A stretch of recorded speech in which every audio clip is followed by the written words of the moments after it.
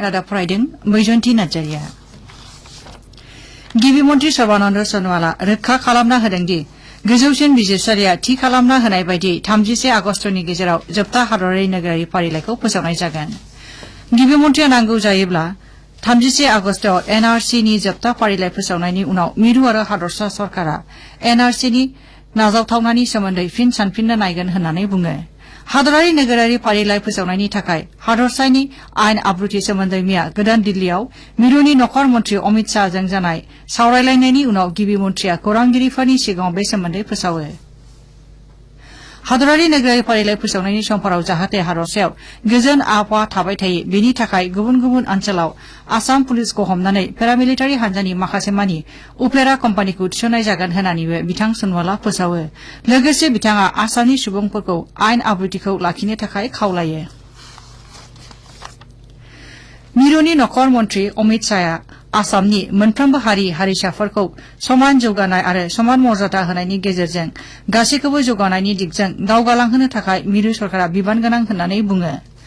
गोदान दिल्लीनि द्वारकायाव मैया कार्बि भवन आरो डिमासा भवननि गायसनखाम्फा गायसनना मन्थ्रि बिथाङा गाहाय मन्थ्रि नरेन्द्र मोदीनि दैदेननायाव मिरु सरकारा 14थि रांखान्थि आय'गनि सिङाव आसामखौ हमनानै सा सानजानि गासै जौगानायनि थाखाय गोनांथि होनानै दासिम 3,30,000 रां बाहायबाय होननानै बुङो।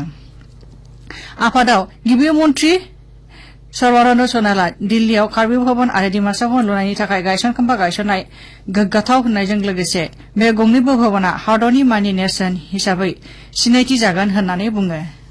आफादाव नुजाथिनानै पिडब्लिउडि मन्थ्रि ड हिमन्त बिश्व शर्माया 140 कौटि रां बाहायनानै लुनो लानाय बे गंनैबो भवननि लुनाय हाबाया 2 बोसोरनि गेजेराव जाफुंगोन होननानै बुङो।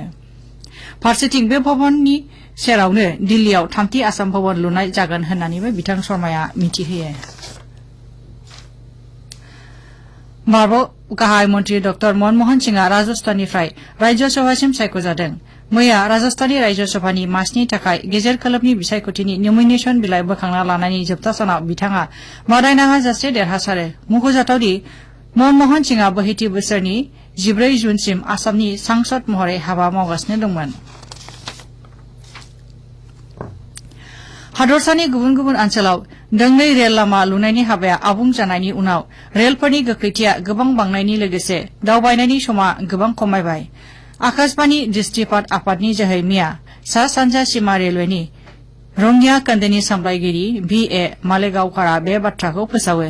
बिथाङा बुंदोंदि निउ बङाइगावनिफ्राय बरपेटा रडनिफ्राय रङियासिम आरो निउ बङाइगावनिफ्राय गवालपारा जानानै कामाख्यासिम दोंनै रेल लामानि लोगोसे मोब्लिब होनायनि हाबाया थाबैनो आबुं जागोन।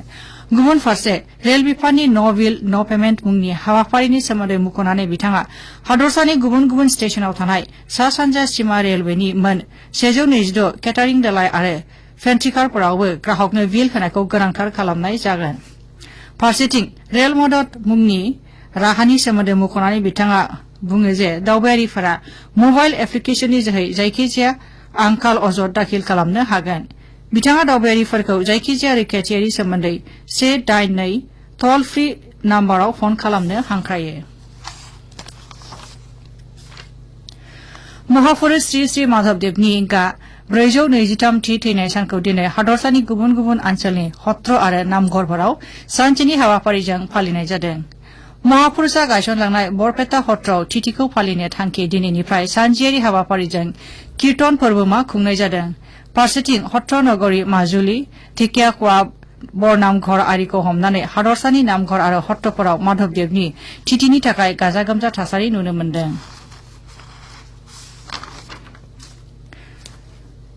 मरिगाव जिल्लानि जागिरदआव थानाय सीताजखला गाइखेर दिहुनग्रा समितिया सानथाम हमनानै खालामबोनाय धर्मघटखौ बोखांना लाबाय।